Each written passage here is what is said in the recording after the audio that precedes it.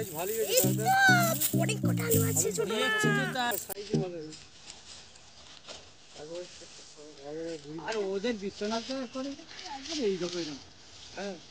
নমস্কার বন্ধুরা, gardening with অর্চনাতে আপনাদের সবাইকে স্বাগত।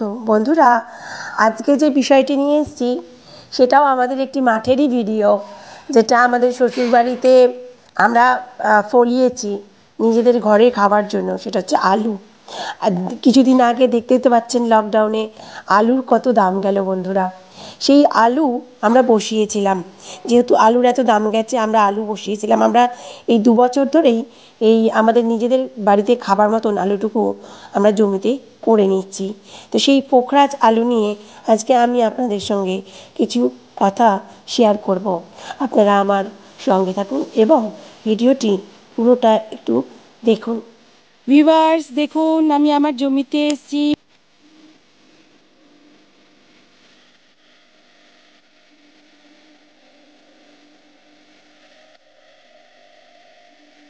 সবাই মিলে আলু চাষ করেছে এবং আলু এই এক একটা রো করে দিয়েছে। এই রো করে দিলে আলু চাষটা খুব ভালো হয়।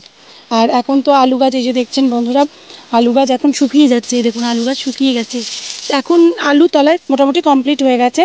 তো এখন আলু ভাঙা হচ্ছে, যেমন আমার মেজো ভাসুর আলু ভাঙছে। আর কত বড় বড় সাইজের আলু হয়েছে, ভাবা যাচ্ছে না, অনেক বড় বড় সাইজের আলু হয়েছে। তো এই আলুতে প্রথমে মাটিটাকে প্রস্তুত করে নেওয়ার জন্য, ভিউয়ার্স আমি তো আগেই বলেছি মাটি খুব ভালো করে প্রস্তুত করতে হয়। মাটি যদি আপনি ভালো করে করেন তাহলে আপনি ফলটাও খুব ভালোই পাবেন।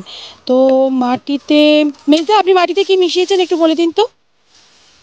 মাটিতে প্রথমে যখন আপনি বীজতলাটা তৈরি করেছেন, মানে যে এগুলো বসিয়েছেন, তার আগে কি মিশিয়েছেন? তখন দিচ্ছি আমরা গুঁড়ো সার দেওয়া আছে, গুঁড়ো সার। তারপরে যখন লাস্ট চাষ দেওয়া হয় তখন আমরা দিচ্ছি খোল। আচ্ছা, আর যখন ফের ওই দেওয়া হয়েছে ডিএপি সার, ডিএপি সার দেওয়ার পরে দেওয়া হয়েছে জল। যখন আলু বসছে জল দেওয়া হয়েছে আর কি, জল দেওয়া হয়েছে, তারপরে হয়ে গেছে। তারপর আবার যখন দাঁড়া ভাড়া তুলে আবার দেওয়া হয়েছে, তখন আবার চাপান দেওয়া হয়েছে। চাপান দেওয়া হয়েছে, ওই সারটা হচ্ছে সারের নাম হচ্ছে ইউরিয়া সার দিয়ে চাপান দেওয়া হয়েছে। হ্যাঁ, তাহলে শুনে নিলেন বন্ধুরা। বসিয়ে দিয়ে জল সেচ দিয়েছে, সেচ দেওয়ার পর সর্ষের খোল, তারপরে আবার চাপান সার হিসাবে ইউরিয়া ব্যবহার করা হয়েছে। বন্ধুরা দেখুন কি ভালো ফলন হয়েছে। দেখুন এখানে আমার বড় যা আলুগুলোকে তুলে তুলে নিয়ে ভর্তি করছে, প্রায় এইটুকু জায়গা থেকে প্রায় 1 বস্তার কাছাকাছি হতে যাচ্ছে আলু হয়ে গেছে। হাফ বস্তা তো হয়েই গেছে, আর ওগুলো তুলে নিলে 1 বস্তা তো হয়েই যাবে। এই দিকটা তো আলাদা ব্যাপার, এগুলো আগে চলে গেছে বাড়িতে। বন্ধুরা এই দিককার আলু তো বাড়িতে চলে গেছে, শুধু এইটুকু জমি ভাঙা হলো, তাতে কত আলু হয়েছে দেখুন, তাতে কত আলু হয়েছে দেখুন। তো আপনারা এই সারগুলো রাসায়নিক ব্যবহার ক্ষেত্রে বললাম, যদি আপনারা বাজারজাত করেন বা ব্যবসায়িক ভিত্তিতে, তাহলে এই রাসায়নিক সার আপনি দিতে পারেন। আর যদি আপনি মনে করেন যে আমি টবে করব, তাহলে টবের মাটি আপনাকে জৈব উপায়ে প্রস্তুত করতে হবে। বন্ধুরা, আপনারা যদি রাসায়নিকের পরিবর্তে যদি জৈব উপায় করেন, আপনারা ছাদ বাগানে যখন করবেন অবশ্যই সেটা জৈবিক উপায়ে করবেন। কারণ আপনারা যখন নিজে ঘরে খাবেন সেটা তো আপনারা নিশ্চয়ই ইউরিয়া বা ডিএপি কিছুই ব্যবহার করবেন না, আর আমি ব্যবহার করার কথা বলবোও না। কেননা জৈবিক উপায়ে করা জিনিস সব থেকে ভালো, ইমিউনিটি ক্ষমতাও সেটা বৃদ্ধি পায়। সেই জন্য আমি আপনাদের, যেহেতু আপনারা কন্টেনারের মধ্যে করবেন, আপনারা জৈবিক উপায়ে করুন। যারা আপনারা ছাদ বাগানে আলু করতে চান বা ইচ্ছুক, তারা অবশ্যই জৈবিক উপায়ে করুন। এবং সেটা আপনারা এই মাটির সঙ্গে ঝুরঝুরে করার জন্য অবশ্যই আপনাকে সাদা বালি মাটি মেশাতে হবে, এবং আপনাকে কিছুটা ভার্মি কম্পোস্ট বা গোবর সার হলে বন্ধুরা খুব ভালো হয়। সেটা যদি ডিকম্পোস্ট করা গোবর সার হয় আরও ভালো হয়। সেই গোবর সার বেশি পরিমাণে মিশিয়ে দিয়ে তবেই সেই আলু কেটে কেটে বসান। তারপরেই দেখবেন যে সেখান থেকে যে গাছটা হবে সেটা খুব ভালো হবে। এবং এই গাছটার চেহারা আপনি মাটির গাছকেও হারিয়ে দিতে পারে, জৈবিক কন্টেনারে তৈরি গাছ। আমি বারবার করে বলছি, জৈবিক উপায়ে করা গাছ কিন্তু রাসায়নিক গাছকেও হার মানায়। হ্যাঁ, তো আমি আপনাদের বলবো যে এরকমভাবে করুন। সপ্তাহে একবার আপনারা হিউমিক অ্যাসিড আপনারা এমনি কিনে নিতে পারেন অনলাইনে, এখন হিউমিক অ্যাসিড অনেক পাওয়া যাচ্ছে। এছাড়া আপনারা বাড়িতে আপনাদের কারণ নেই, পয়সা খরচা করতে হবে কেন বন্ধুরা? সবসময় যে পয়সা খরচা করতে হবে গাছ করতে গেলে তা তো নয়। আপনারা গোবর দিয়ে ঘুঁটে দেওয়া হয় সেই ঘুঁটে কিনে নিয়ে আসুন।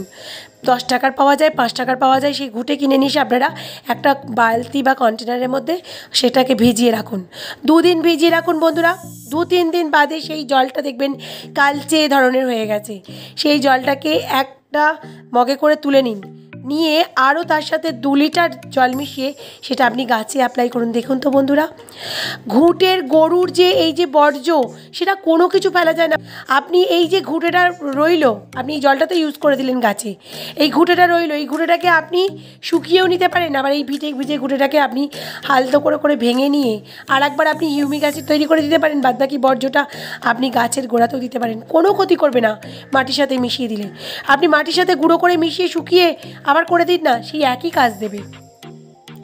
তো এইভাবেও আপনি আলু করতে পারবেন। দেখবেন, আমার কথা শুনে একবার দেখুন বন্ধুরা, আপনারাও ছাদ বাগানে আপনাদের নিজস্ব তৈরি আলু খেতে পারবেন, আমি বলছি।